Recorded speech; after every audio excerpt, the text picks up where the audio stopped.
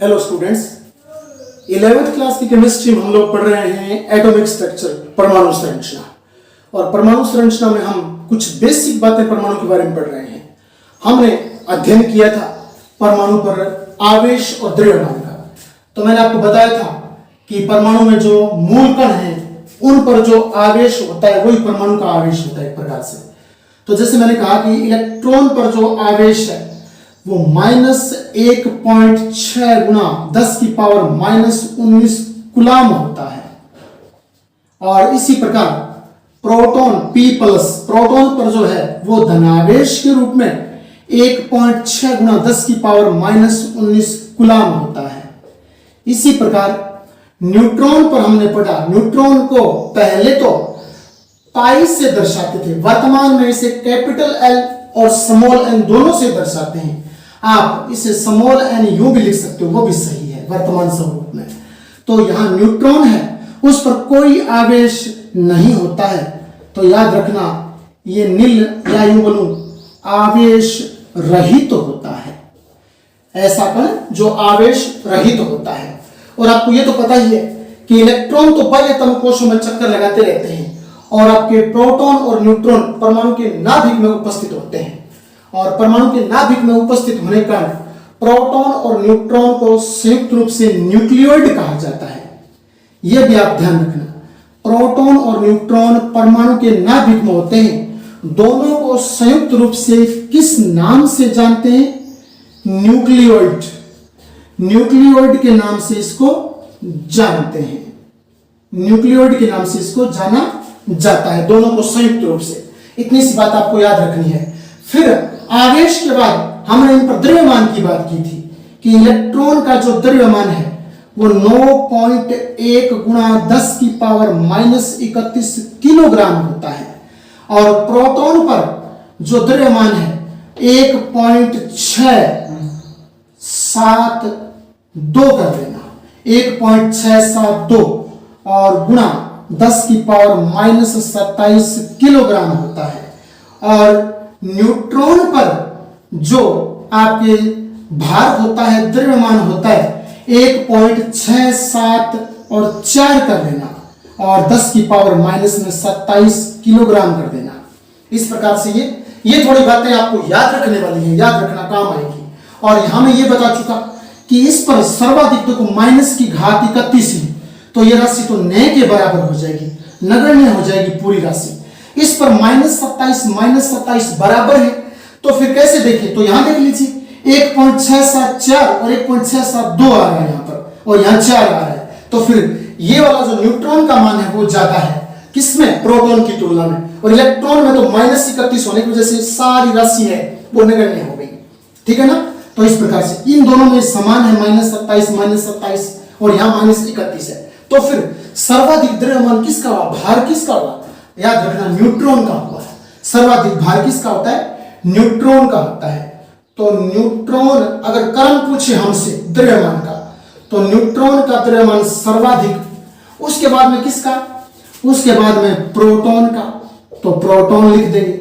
और सबसे कम द्रव्यमान किसका? न के बराबर है, तो इलेक्ट्रॉन का, तो यहां इलेक्ट्रॉन लगा देंगे।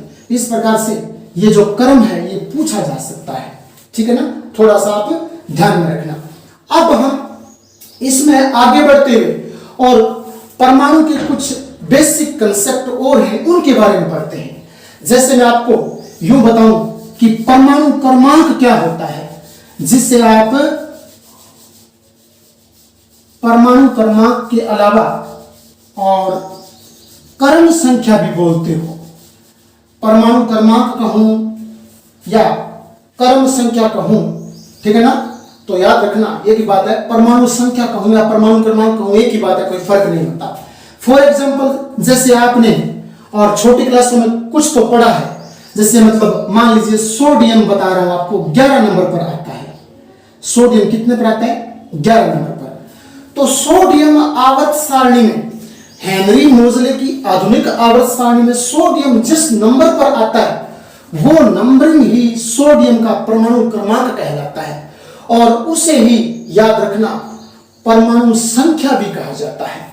परमाणु क्रमांक और परमाणु संख्या एक ही होती है, और वो क्या है? वो आवर्त सारणी में और उस तत्व के स्थान को बताती है। तो परमाणु क्रमांक और परमाणु संख्या को अगर हम परिभाषित करें तो कैसे परिभाषित करेंगे कि हेनरी मोजले की आधुनिक आवर्त सारणी के अनुसार जो तत्व आवर्त सारणी में और अपना उचित स्थान रखता है, जो तत्व आवर्त सारणी में अपना उचित स्थान रखता है, उस स्थान को उस तत्व का परमाणु क्रमांक या परमाणु संख्या कहा जाता है। यह बात आपको याद रखनी है। फिर एक बात और आपको याद रखनी है जो बेसिक कंसेप्ट के बारे में आती है कि जिस तत्व का जितना परमाणु क्रमांक होता है, जैसे इसका 11 परमाणु क्रमांक है, जिस तत्व का जितना परमाणु क्रमांक होता है उसमें उतने ही इलेक्ट्रॉन होते हैं।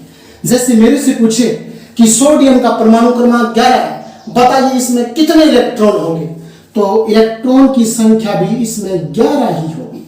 फिर एक बात और बताऊं, जितना परमाणु क्रमांक होता है उतना इलेक्ट्रॉन होता है, उतना ही प्रोटॉन होता है।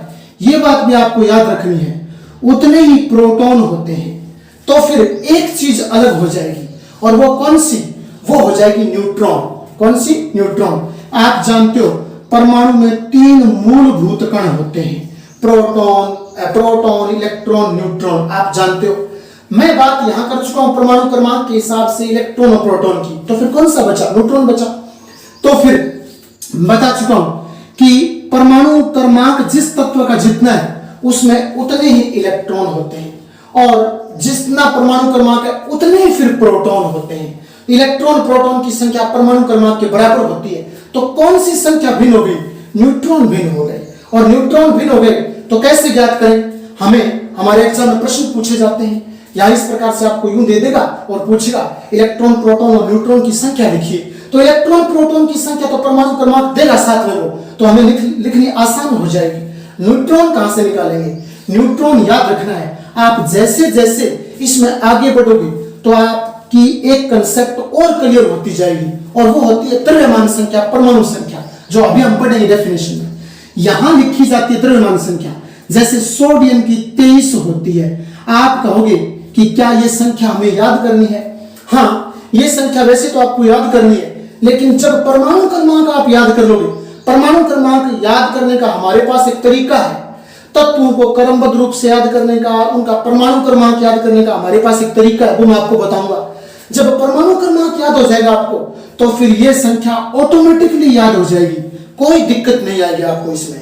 तो परमाणु क्रमांक 11, तो इस संख्या का लगभग यानी परमाणु क्रमांक का लगभग या तो दुगना होता है या दुगने से थोड़ा सा अधिक होता है या दुगने से थोड़ा सा कम होता है। जैसे सोडियम में देख लीजिए, सोडियम में 11 दूनी 22, लेकिन द्रव्यमान संख्या 23 हो रही है। तो बताइए इसका 11 दूनी 22 से थोड़ा सा है कि ज्यादा नहीं है क्या? यानी दुगने से थोड़ा सा ज्यादा है। तो कहीं कहीं आपको परमाणु क्रमांक से जस्ट दुगना मिलेगा, कहीं कहीं परमाणु क्रमांक के दुगने से थोड़ा सा अधिक मिलेगा और कहीं कहीं परमाणु क्रमांक के दुगने से थोड़ा सा कम मिलेगा आपको, वही द्रव्यमान संख्या हो जाएगी।